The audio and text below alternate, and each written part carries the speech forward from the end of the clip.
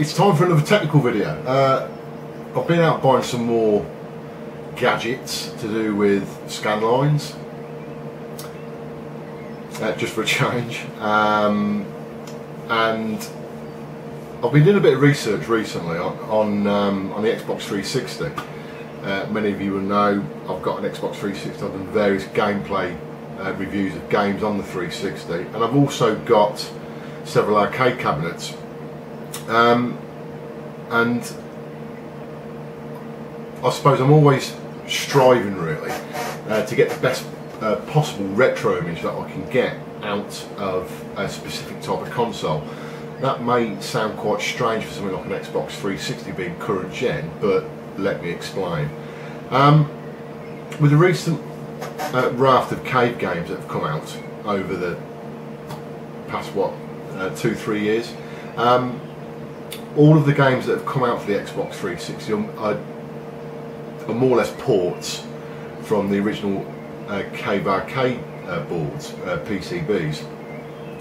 I'm sure many of you are aware that the actual PCBs are obviously meant for arcade monitors, but the old style monitors, you know, CRTs, and they are low res. Now there is a difference between an image that is in high res, so something going through HDMI, etc., or something that is actually sent through into an original CRT tube. I've done various videos on this before, sort of explaining it, but one of the key benefits is the clarity of the image for starters.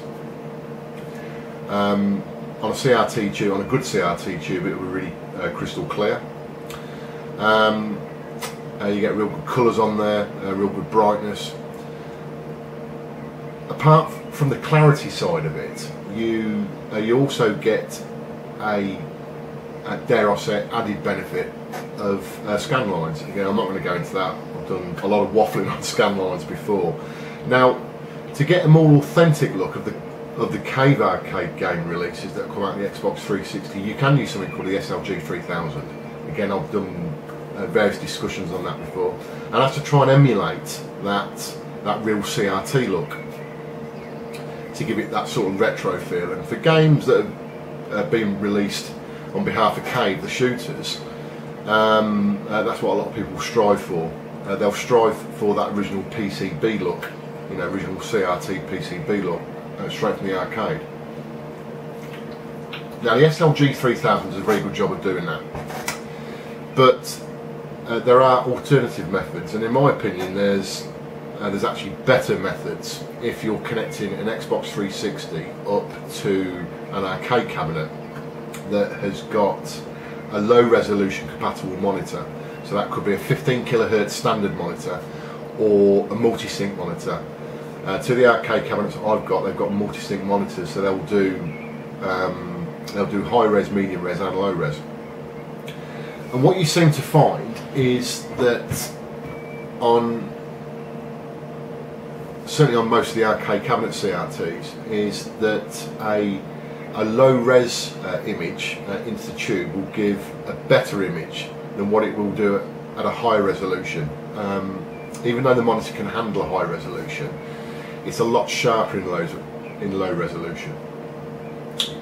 So with that in mind, I've sort of done a bit of digging around on the forums and so forth, and trying to look at a way that I could possibly get basically a 240p image, so it's 240 lines of video,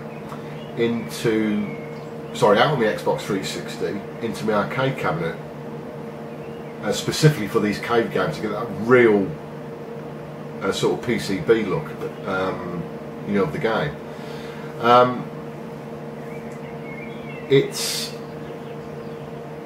I won't say it's actually impossible to do that, because it's not.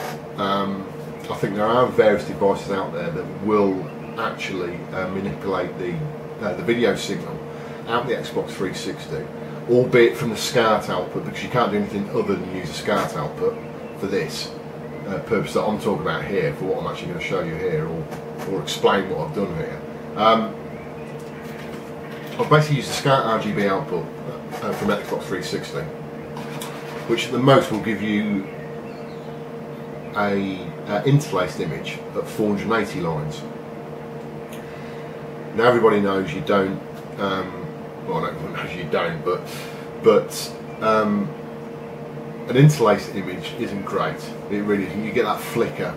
So what you're basically doing is that you're getting a virtualized high-res image. And it's actually 240 lines and they're alternating, and that's where you get that flicker. So it gives the perception that you've got 480 lines of video, but you haven't actually got 480 lines of video all at one go. That's what progressive mode is. So I posted something on one of the main forums, SHMUPS forum, and a guy on there that I've had several conversations with who's really knowledgeable.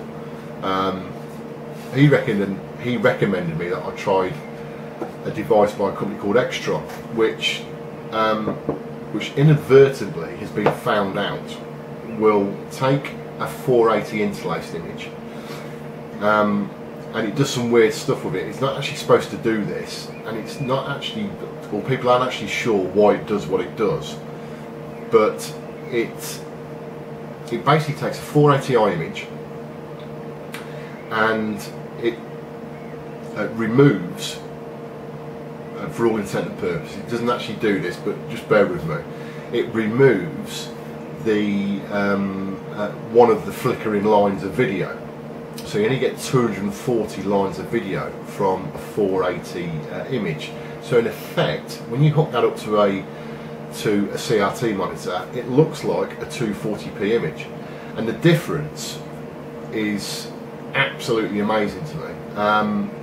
Certainly on my monitors, the picture is a lot better than what it is if I feed it a VGA feed at 640 by 480 by the Xbox 360 and put the SLG 3000 in between and sort of emulate scan lines in that way. It gives a much better image than that. It really does, and it's so much closer to a PCB. It's quite uncanny, really. This device actually got off eBay. Once I was told about it, I had a quick look on eBay, and they vary in prices from about 120, 130 pound down to the price I paid for this, which was £30 including delivery. It actually came the next day, and that's the device there. And it's called an Extron RGB 580xi. Now basically you feed it an analog D sub 15 connector in the front, and you've got various dip switches on the front as well, and it will actually output via something called BNC. So you've got RGB, you've got horizontal sync and vertical sync, and a horizontal sync will also be classed as a composite sync if you want to set it as that, and that's actually what I've used it for. The actual purpose of this box is to have a remote way of connecting certain types of sources to video outputs, and you can do certain things with the signal as regards. You can change the sync polarity, you can change the sync width, you can state whether or not it converts to a composite sync, or you go out and use horizontal vertical sync.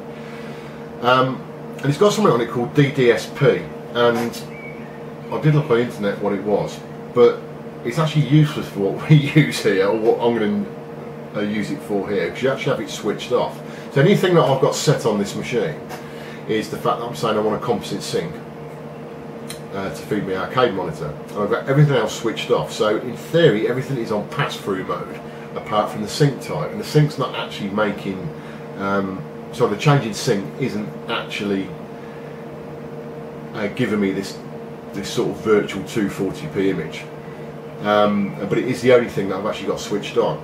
And like I said, it's a bit of a mystery to why this is doing it, because it shouldn't be doing it, because the box is in pure pass-through mode. So basically whatever I feed it is what's coming out the back and going to my monitor, but that's certainly not the case. Something's happening inside this box, and like I said, what it's doing is actually removing the alternate line of video.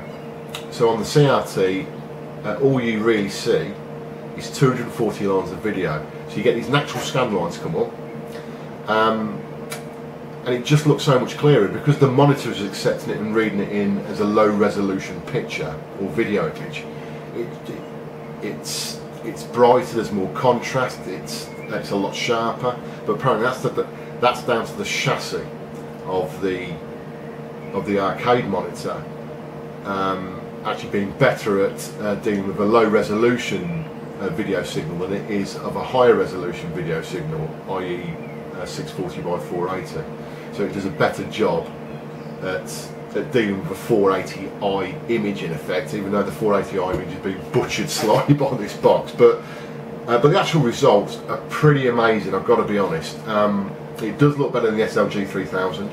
This solution will only work on a CRT monitor. There's no reason why it wouldn't do the same in theory on a normal TV. Basically what you'd have to do is connect these outputs here back into a SCART RGB socket and then back into a TV, and it should do exactly the same because TVs are low res as well, they work at 15 kilohertz, so it should be exactly the same. But yeah, I was pretty amazed, to be honest, and for 30 quid it was a bargain, to be fair. I will most certainly use this as my preferred method of connecting my Xbox 360 now to my arcade cabinets, without a doubt, because the picture's just that much better. I've done some video. It's not particularly clear, but it will give you an idea what it looks like.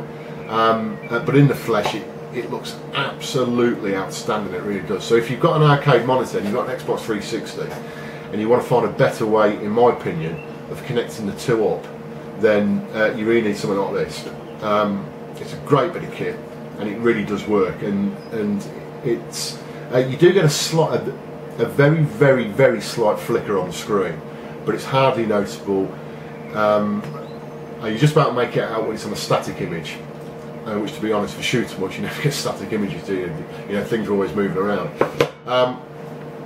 So you don't really have anything that really affects the picture in a bad way. You just get a beautiful picture, and like I said, it's the closest that Xbox 360 is going to be doing to be outputting an RGB signal to the monitor that is as close as damn it to a PCB quality image.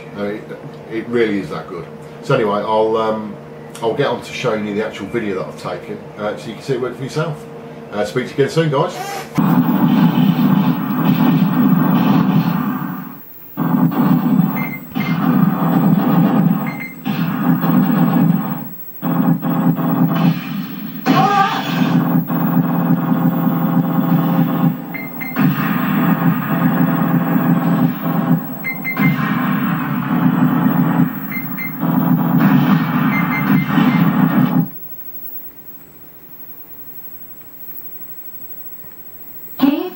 Limited.